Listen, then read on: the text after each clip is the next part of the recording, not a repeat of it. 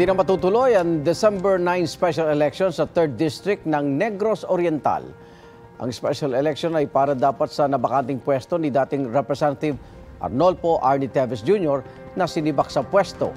Ay sa COMELEC, ibinasi lang ang kanilang desisyon sa resolusyong ipinasa ng Kamara.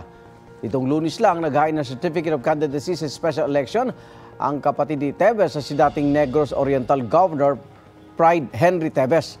Dahil hindi natuloy ang special election, ayon kay House Secretary General Reginald Velasco, mananatiling caretaker ng 3rd District ng Negros Oriental si House Speaker Martin Romualdez hanggang midterm election sa 2025. Igan, mauna ka sa mga balita. Mag-subscribe sa GMA Integrated News sa YouTube. Sa mga kapuso abroad, subaybayan nyo kami sa GMA Pinoy TV at sa www.gmanews.tv.